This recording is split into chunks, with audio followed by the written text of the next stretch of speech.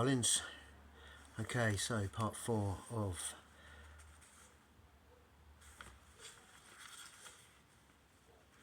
an anarchist approach to crime and justice. Accounting for ourselves.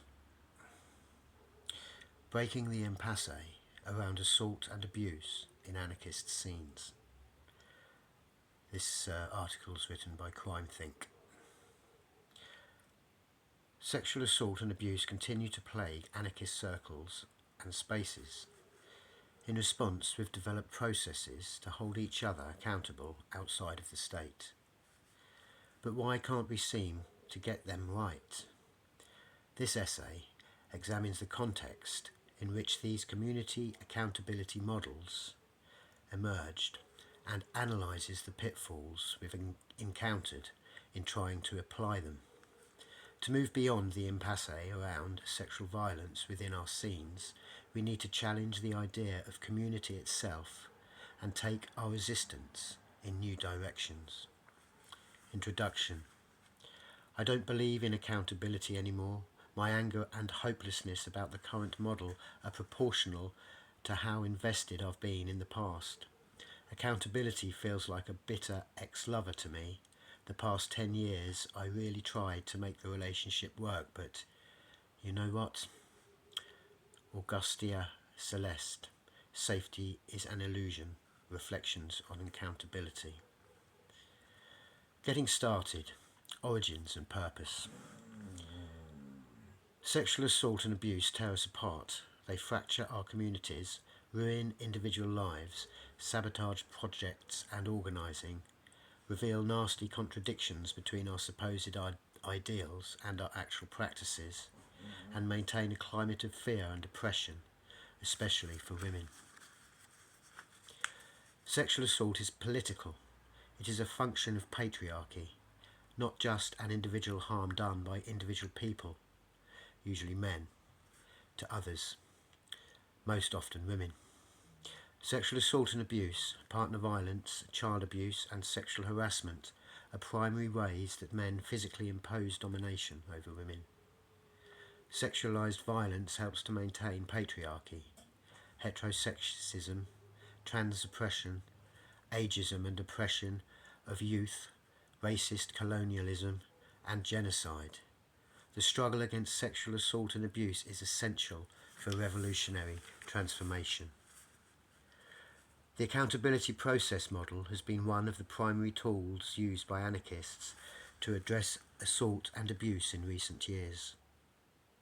This essay analyses this model in hopes of provoking honest, self-critical discussion about how we respond to assault and abuse within anarchist scenes and imagining directions to move forward.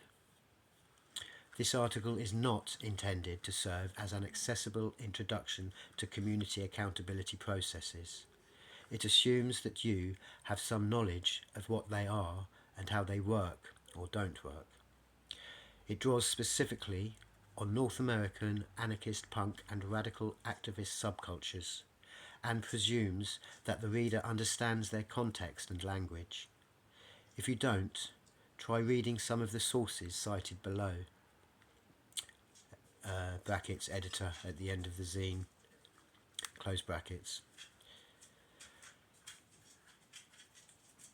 Before this one. If you're an anarchist and you have had some experience with efforts to respond to assault and abuse within your scene under the label of accountability, this is intended for you.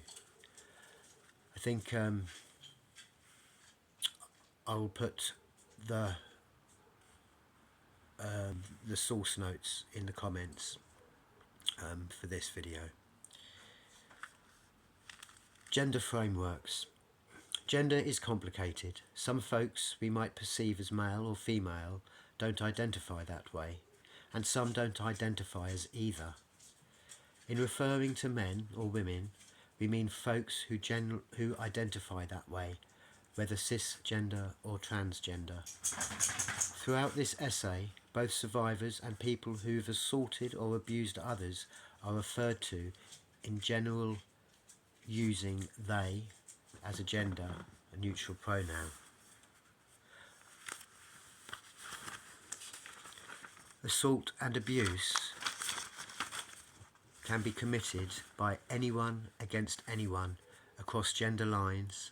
Sometimes cis women, trans men and women, and genderqueer folk assault, and often cis men are survivors as well. But this acknowledgement should not erase the fact that the vast majority of folks who abuse and assault are cis men, and the majority of folks they abuse and assault are women. Sexual assault and abuse are neither gender specific, i.e. they can only happen by or to people of a certain gender, nor gender neutral, i.e. the gender of a person who assaults or is assaulted is irrelevant to the conversation. We must understand the gendered patterns of assault and abuse as an expression of patriarchal domination, without making invisible experiences that fall outside of that gender framework. Restorative and transformative justice. In speaking about accountability processes, we are referring to collective efforts to address harm, in this case, sexual abuse and assault, that focus not on punishment or legal justice, but on keeping people safe, and challenging the underlying social patterns and power structures that support abusive behaviour.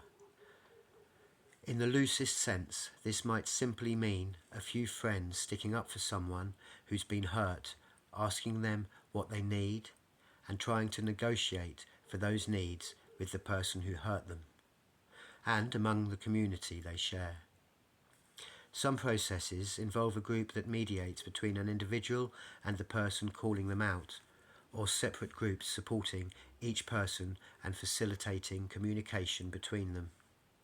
These processes usually involve setting out conditions or demands for the person who's been called out as a means of restoring safety or trust and preventing the harm from happening again, and some method for following up to ensure that these demands are met. All of these different approaches share an intention to address the harm done directly without relying on the state. Community accountability appeals to anarchists as a critical alternative to the adversarial framework of the criminal justice system. According to this framework, two parties in conflict are assumed to have opposite interests. The state considers itself the aggrieved party and thus acts as mediator, and justice means deciding which person is correct and which person suffers consequences, which are determined by the state, and usually unrelated to the actual harm done or its root causes. In contrast, restorative justice focuses on the needs of the ones harmed and those who did harm, rather than the need to satisfy the abstract principles of law to exact punishment. Folks who have been harmed play an active role in resolving a dispute, while those who harm are encouraged to take responsibility for their actions and repair the harm they've done. It is based on a theory of justice that sees crime and wrongdoing as an offence against individuals or communities rather than the state. Many of the current working models for restorative justice originated in Maori and North American indigenous communities. Building on that framework, the transformative justice model links restorative justice focus on rectifying harm rather than strengthening state power with a critique of systemic oppression.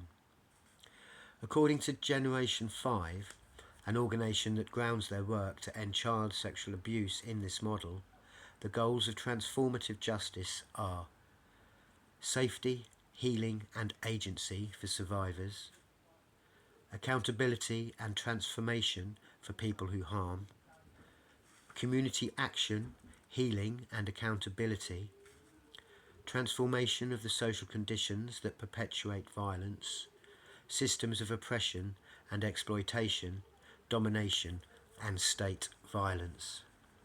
The anarchist practice of community accountability rests in theory on these underlying principles, along with the DIY ethic and a focus on direct action.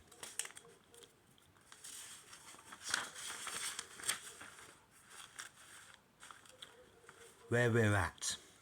Anarchist community accountability. Recent history and the current state of things. How did this set of practices around responding to sexual assault and abuse emerge? In the 1990s and early 2000s, women and other survivors responded to assault and abuse in a variety of ways, including making zines, calling people out to distribute at shows, discussing their experiences among themselves, warning people in other communities about repeat assaulters, and, in some cases, physically confronting them. The Hysteria Collective, based in the Portland, OR area, represented one of the early structural attempts to respond to sexual assault, producing and distributing literature, challenging the presence of abusive men in the punk scene, and organising a conference in other towns. Folks formed girl gangs for self-defence and concerted confrontational action. However, more often than not, such efforts were isolated. Belief in rape myths persisted among anarchists, especially men. And survivors who attempted to speak out were ignored, shunned, and dismissed for distracting attention from more important issues, or blamed for COINTELPRO-style divisiveness. In response, anarchist women and others worked to encourage anarchist scenes to take sexual assault and abuse seriously, and promote a culture of consent. Much of this spread through zine culture, particularly Cindy Crabb's Doris and support zines. Also, workshops began, appearing at radical conferences discussing survivor support, consent, and positive sexuality. Men's groups began to organise against sexual violence in some radical scenes, such as the Dealing With Our Shit DWOS collective, founded in Minneapolis in 2002. A major turning point occurred at the 2004 Pointless Fest in Philadelphia, where concert organisers publicly announced that 3 women had been raped at the event and established collectives to support the survivors and figure out how to deal with the rapists. These collectives became Philly's Pissed and Philly Stands Up, long-standing separate but collaborating collectives devoted respectively to survivor support and assaulter intervention. Assault accountability and consent became topics at nearly all anarchist conferences and gatherings. Many distros began to carry zines on the subject, touring bands spoke from stage about it, and anarchists in many other cities formed support and accountability groups, or collectives. Organisers of mass mobilisations began to develop plans for response, culminating in a full-scale sexual assault response infrastructure at the anti-G20 conference in Pittsburgh in 2009. That was the anti-G20 convergence in Pittsburgh, 2009. Not conference, sorry. So, how do things stand today? Terms such as consent being called out, accountability processes and perpetrator are in wide use to the point of becoming the subject of jokes. A great many people have been called out for abusive behaviour, and dozens of accountability processes are ongoing in various stages. An identity politics around the labels survivor and perpetrator has emerged, with scenes polarising around them. In spite of efforts to caution against this and encourage all participants in accountability processes to remain self-critical, these labels have sometimes been used to leverage power, dispense or deny legitimacy, and erase differences in experience. Philly Stands Up continues their work, getting paid by colleagues to lead trainings on their model and functioning as a sort of semi-formal sexual assaulter surveillance organisation, with folks from around the country contacting them for updates on different ongoing processes. They networked with other groups doing transformative justice work at the US Social Forum in Detroit and hosted a 3-day training for community accountability organisers in January 2011. Numerous other similar collectives have been attempted among anarchists in other cities, though few have had the longevity or prominence of PSU. As more and more intra-scene communication moves onto the internet, a number of websites, most predominantly anarchistnews.org, have become major hubs for shit-talking around the politics of assault and accountability. Websites have also appeared giving information about specific individuals who have assaulted or abused others. Most anarchist gatherings now issue guidelines about consent and sexual assault response, and often address the presence of people involved in accountability processes based on the policies developed by sexual assault response organisers at the 2009 Pittsburgh anti-G20 mobilisation. Organisers at the 2010 anti-IMF mobilisations in Washington DC posted an announcement stating, "No perpetrators welcome." It explained that, in an effort to make the demos safe for survivors, people who have perpetrated in the past, people running away from accountability processes, and people who refuse to respect the IMF, resistance network, consent guidelines, were prohibited from all organising spaces and events. More recently, organisers for the 2012 Toronto Anarchist Book Fair echoed this language, banning all perpetrators, but added, "We understand and respect that communities have engaged in their own processes around these incidents. If you have gone through an accountability process and the survivor, joined by the community, feels you have sufficiently dealt with your shit, this statement does not include you."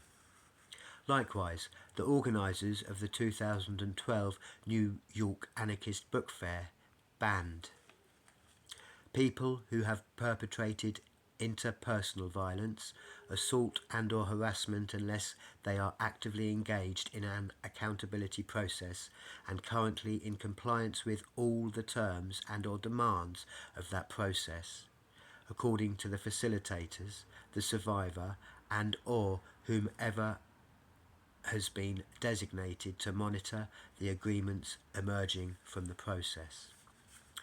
A major source of controversy has been the preemptive banning of individuals who've been called out for sexual assault or abuse from anarchist gatherings. In recent years, survivors and their supporters have increasingly requested for particular individuals who have sexually assaulted others to be banned from upcoming events. Organisers have struggled to prioritise believing survivors without preemptively condemning people, and to balance transparency against privacy and avoiding re-traumatisation. An internet brouhaha, BROUHAHA, emerged from when a person online posted an email they had received from organisers of the New York Anarchist Book Fair, asking them not to attend without specifying the reason. Some interpreted the email as a Kafkaesque authoritarian presumption of guilt through anonymous rumour, while others defended it as an effort to remain neutral while attempting to secure a sense of safety for other attendees. While controversies persist around our methods of response to sexual assault, norms around sexuality have shifted significantly within anarchist scenes in recent years. Discourses of consent have expanded, while information about assault, survivor support, and options for accountability has become increasingly available. This has noticeably changed how we conduct sexual relationships, relate to our own bodies, and respond to survivors. Compared to previous years, many anarchists have become more conscious of sexual power dynamics and increasingly empowered to communicate boundaries and desires. However, sometimes abusers in anarchist communities talk the talk of consent and support while doing the same old shit.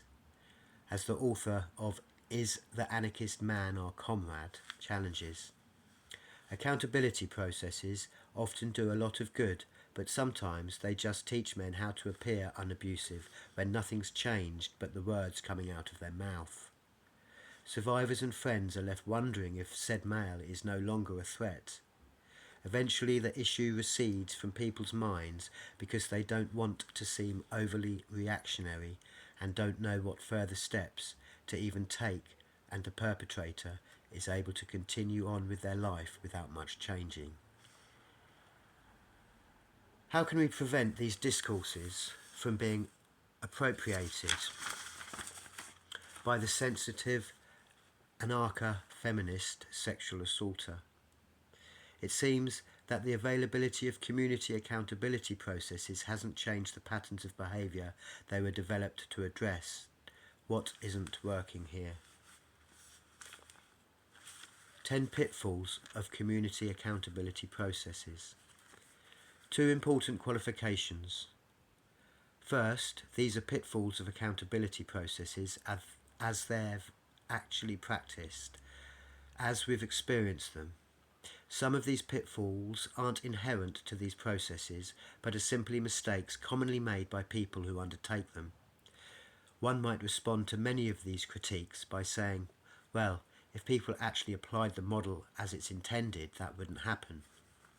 Fair enough, but for any such model to be widely relevant and applicable, it has to be robust enough to be able to succeed even when conditions aren't optimal, or when folks don't or can't follow the model perfectly. So, bear in mind that these pitfalls don't imply that our accountability models are futile or doomed. On the contrary, because we're invested in figuring out how to end assault and abuse, we have to be unflinchingly critical in examining efforts to do so. Second, the things people frequently say to avoid responsibility should not be mistaken for problems with accountability processes. For example, this stuff distracts us from the real revolutionary issues. It's divisive and hurts the movement. Holding people accountable is manipulative, coercive, overemphasised, a power grab, and so forth. These are not pitfalls of accountability processes. These are problems of patriarchy and its supposedly anarchist apologists. That said, here are some of the major difficulties we've encountered in the processes we've developed to hold each other accountable for sexual assault and abuse within anarchist scenes. 1. There is no clear sense of when it's over or what constitutes success or failure. Excuse me.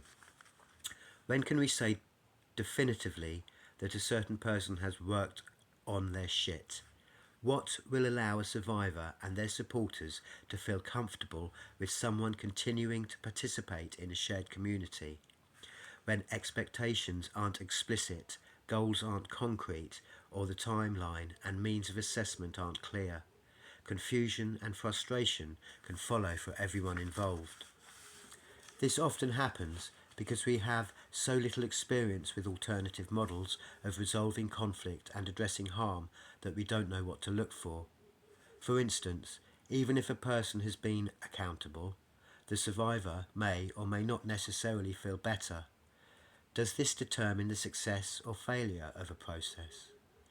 If someone has done all the things asked of them, but others aren't sure if the steps taken were effective, what could confirm that real change has taken place? It may or may not actually be possible to restore trust after harm has been done. If not, this may not be the right type of process to undertake. Likewise, past what point can we agree that someone has not worked on their shit, and we shouldn't bother wasting our time on it anymore?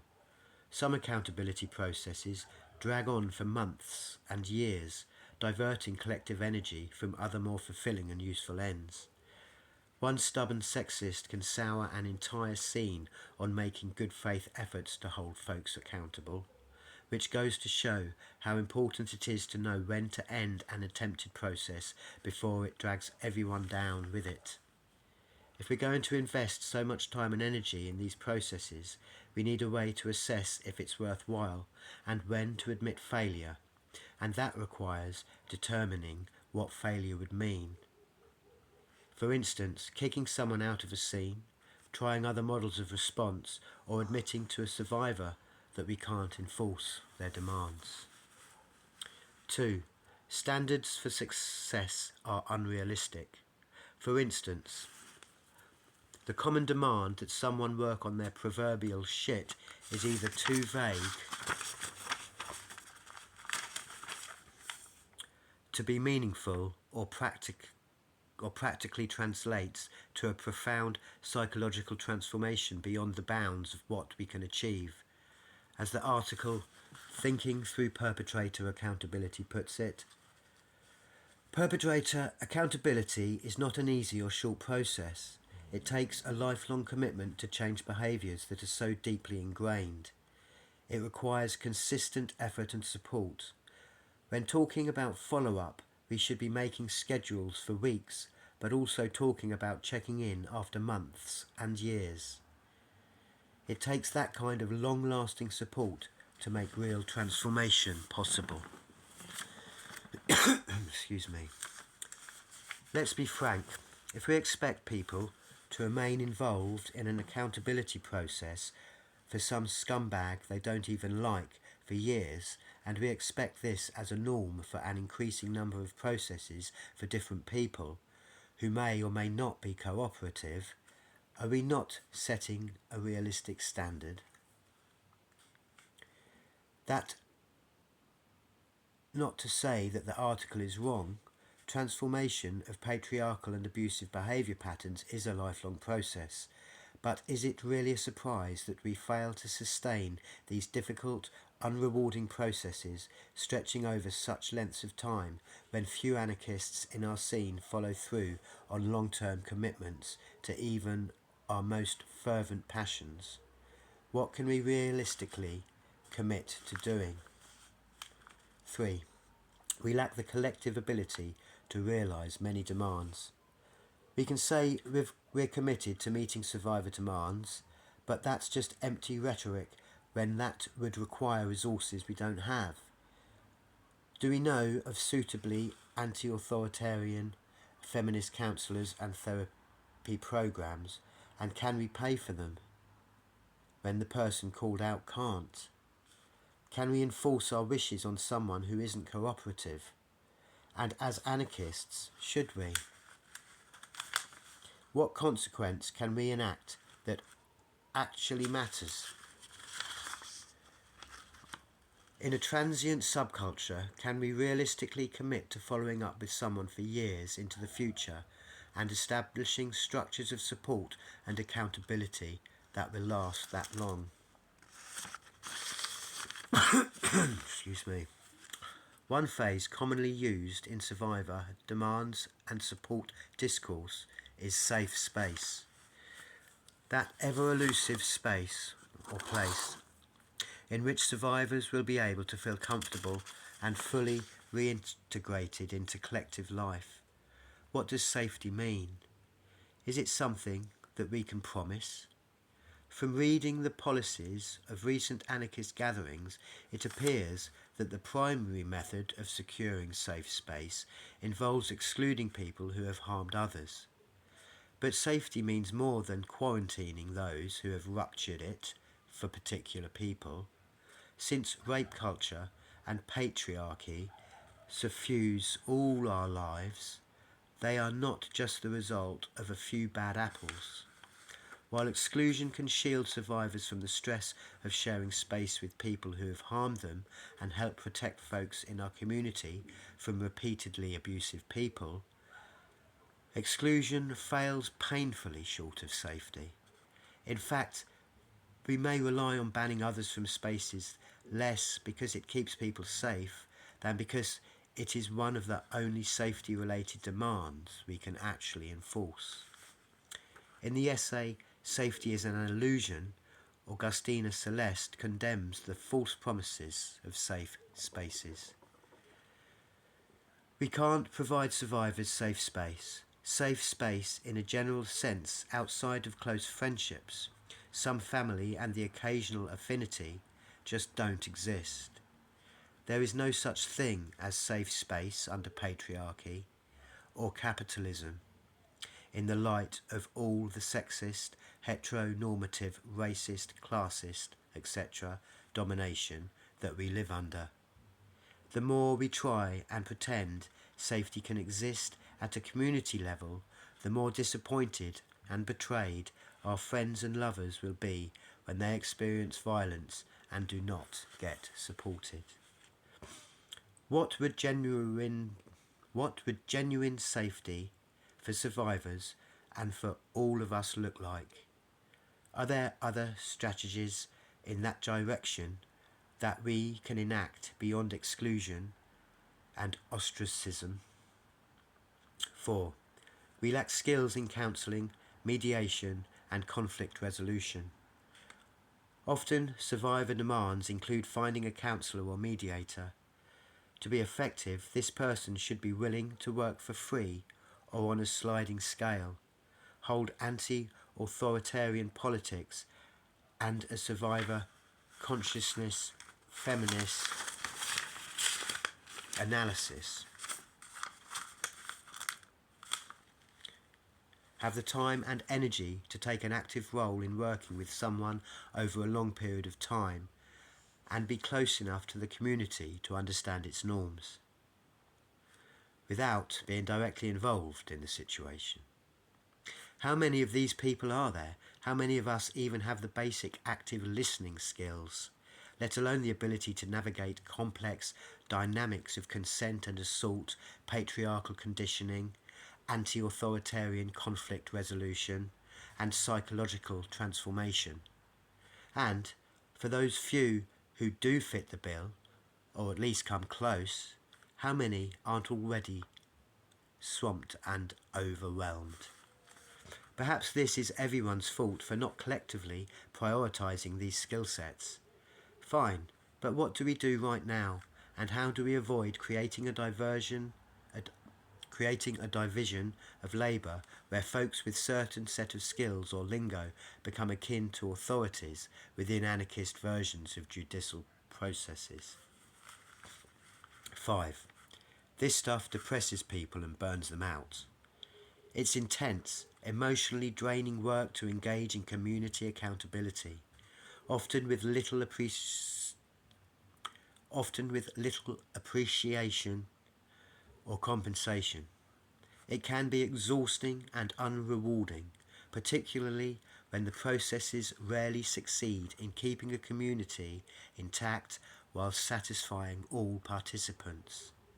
The gravity of the work scares people off, and understandably so.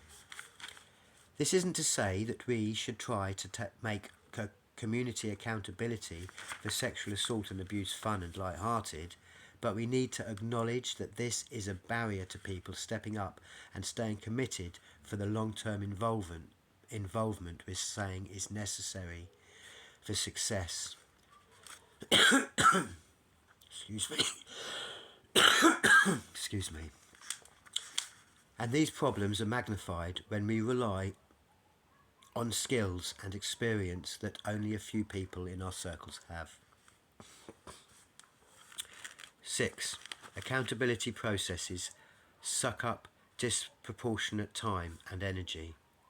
None of us signed up for anarchy because we love participating in exhausting, interminable processes to address the stupid ways people hurt each other within our subcultural bubbles.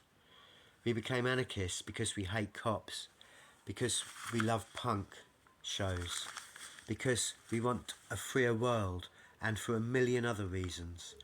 When we spend so much time and energy trying to resolve internal conflicts and convince intransigent sexists to take responsibility for changing their behaviour, we risk cutting ourselves off from the passions that brought us together in the first place.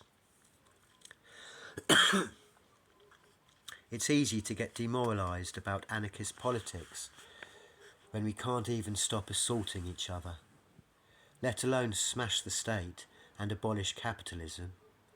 It's not that working to end sexual assault and patriarchy is not revolutionary, on the contrary, but if accountability processes, particularly frustrating and unsuccessful ones, come to occupy too much of our collective energy, we're not likely to stay engaged and bring new folks into our struggles. We can't sweep assault and abuse under the rug and silence survivors in the name of false unity.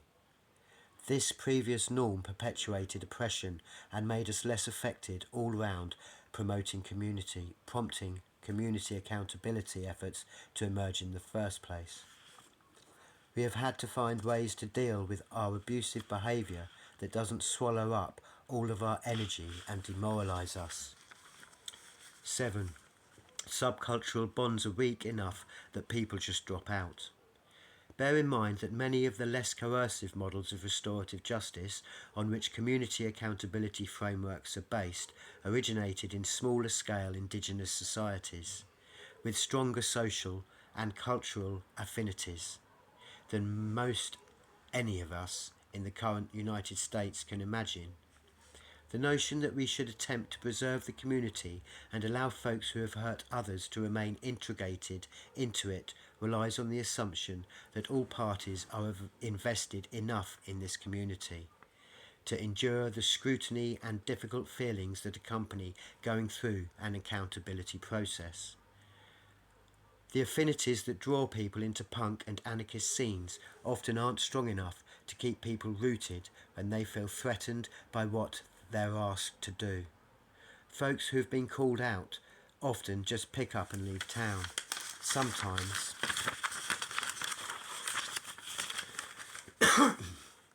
even preemptively before they've been called out to account for their shitty behaviour. Short of communicating with similar social networks in the assaulter's new destination, which happens increasingly often, there's not much we can do to prevent that. When the primary consequences we can exact for non-compliance with accountability demands involve forms of ostracism and exclusion, people will avoid these by skipping town or dropping out. Collective norms encourage and excuse unaccountable behaviour. Our individual choices always occur in a social context, and some of the collective norms of anarchist scenes facilitate, if not directly justify, kinds of behaviour that have often led to boundary crossing and calling out. For example, in many anarchist scenes, a culture of intoxication predominates, and most social gatherings centre around alcohol and drug use. Few safeguards exist when folks drink or use to excess, and few alternative spaces exist for those who want to stop or reduce their drinking or using without losing their social lives. Humour and conversation norms reinforce the notion that extreme drunkenness is normal and funny, and that people are less responsible for their actions while drunk than while sober. Weekend after weekend, we create highly sexualised spaces with strong pressure to get intoxicated, resulting in groups of people too drunk or high to give or receive solid consent. Then, in the aftermath of the harm caused in those situations, we expect individuals to deal with the consequences of their choices on their own, rather than all of us taking responsibility for the collective context that normalises their behaviour.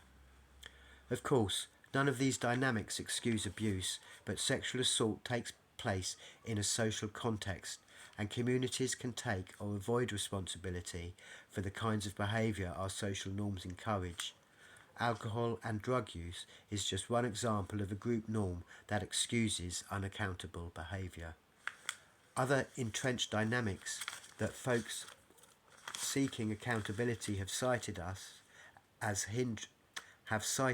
hindering their efforts include the idolisation of scene celebrities, people in popular bands, renowned activists, etc., The notion that sexual and romantic relationships are private and not the business of anyone outside of them, and the belief that groups who face systemic oppression, such as queers and people of colour, shouldn't air their dirty laundry of intra-community violence, since it could be used to further demonise them. Are we willing to examine and challenge our group norms on a collective level, to see how they promote or discourage accountable behaviour? Is it possible to hold entire scenes collectively accountable for what we condone or excuse? Attempting to hold a whole group of people accountable in some structured way would likely multiply all of the problems we experience with accountability processes orientated around a single person. Yet without acknowledging and challenging our collective responsibility, holding individuals accountable won't be enough. 9. The residue of the adversarial justice system taints our application of community accountability models. Some of the most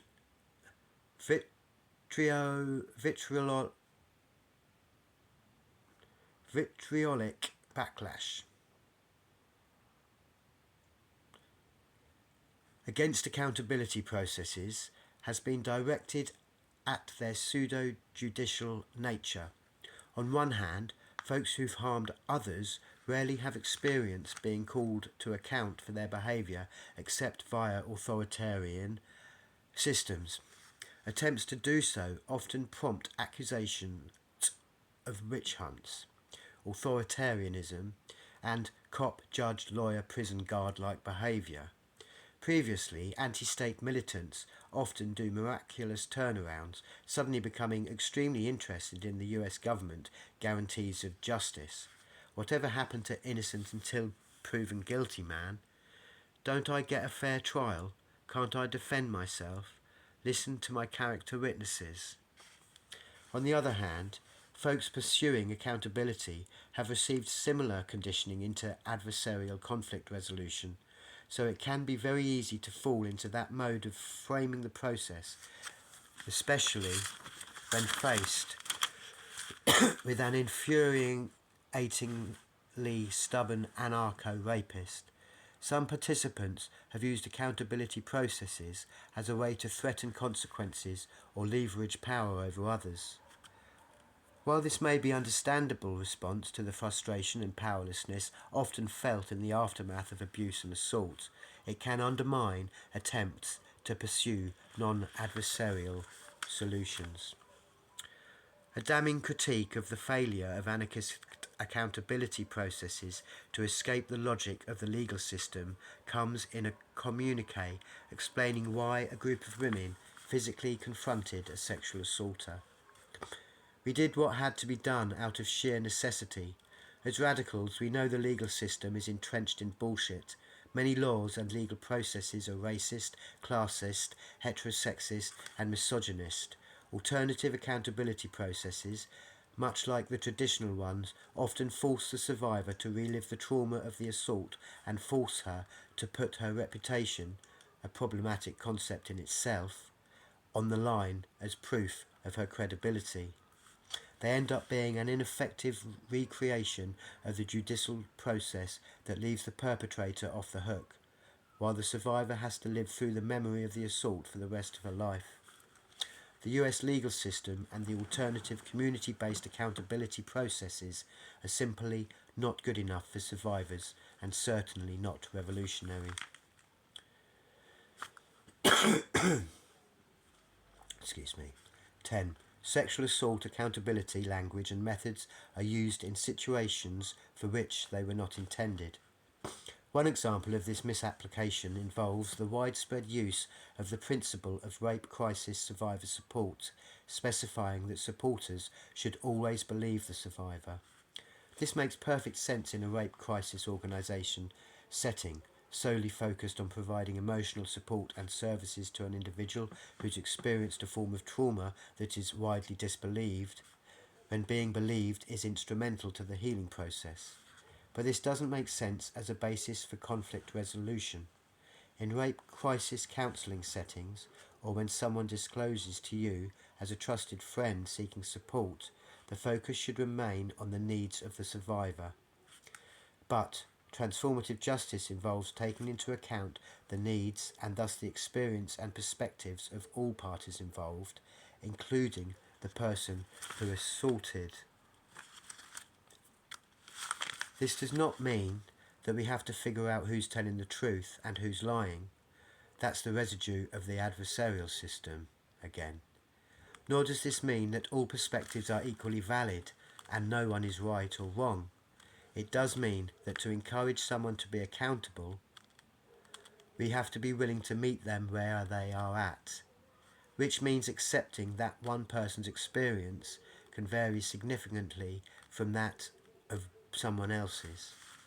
Being accountable requires being open to the possibility that one is wrong, or at a minimum, that someone else could experience the same event in a dramatically different, hurtful way.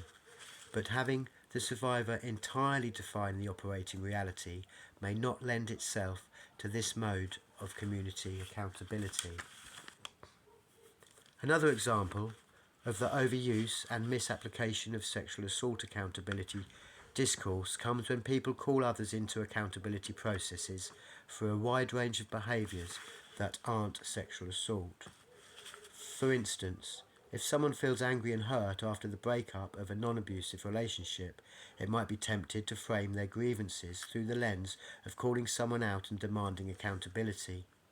It could take the form of demanding that someone be banned from certain spaces, drawing on the gravity this exerts as a common accountability process demand. It's understandable that folks who feel angry or hurt for any number of reasons might want the kind of instant validation of their feelings that can come, in some circles, from framing one's hurt and anger as a call-out requiring accountability, whether or not that process and language makes sense for the situation. This is dangerous not only because these terms and tactics were designed for certain types of conflicts and not others, but also because their overuse may trivialise them and lead others to treat dismissively the very serious situations of assault and abuse for which they were developed. It's encouraging that issues of sexual assault and abuse have entered so widely into the discourses of radical communities, but we should be careful to avoid generalising the methods developed for responding to one specific set of conflicts and oppressive behaviours to other situations for which they weren't intended. Excuse me. In some cases, folks frustrated by someone's problematic behaviour have even felt reluctant to call the person out on it for fear of that person being labelled as perpetrator, or of others presuming the hurtful but mild form of non-consensual behaviour to have been sexual assault, and thus the person addressing it to be a survivor. When this overuse of sexual assault accountability language dovetails with the identity politics around survivor-perpetrator and policies such as the "no perps allowed" statement, this effort to promote accountability could end up discouraging people from speaking out against other forms of crummy behaviour for fear of someone being permanently tarred with the perp brush rather than having a few conversations, apologising and reading a zine. I'm going to leave it there. We're at almost 50 minutes. The next bit's new directions and further questions. So where do we go from here? But we'll continue with that at a later stage. Thank you very much for watching. Love and light. If you get in any discussions in the comments, please be polite, be kind, be respectful. Bye bye.